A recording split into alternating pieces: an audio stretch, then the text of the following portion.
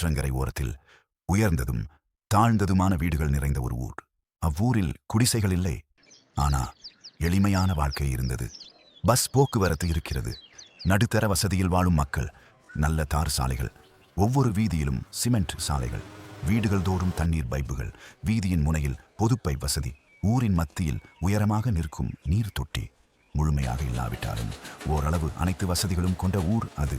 அந்த ஊரில் அனைவரும் பெரிய படிப்பு படித்தவர்கள் இல்லை, ஆனால் யாருக்கும் கையெழுத்து போட தெரியாமல் இல்லை.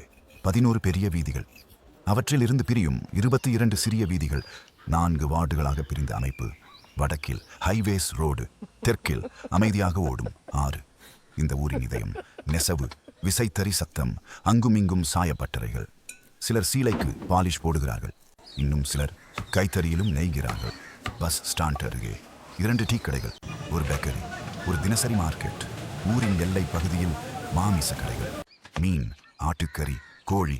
ஞாயிற்றுக்கிழமை வந்தாலே அந்த பகுதி முழுக்க ஒரு கொண்டாட்டம் போல. காலை நேரம் ஒவ்வொரு வீட்டிலும் இட்லி, மாமிச குழம்பின் வாசனை ஒரு தெருவை முழுக்க நிரப்பும். இது நெசவாளர்கள் வாழும் ஊர்.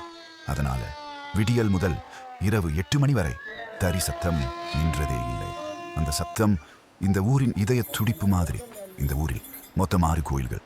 3ஆம் தெருவில் மாரியம்மன் கோயில், மேற்கு எல்லையில் ஈஸ்வரன் கோயில், கிழக்கில் பிள்ளையார் கோயில், நீர்த்தொட்டிக்கு அருகில் தர்மராஜா கோயில், சவுடேஸ்வரி அம்மன் கோயில் மற்றும் ஆற்றங்கரையில் அமைந்துள்ள அரங்கன் கோயில்.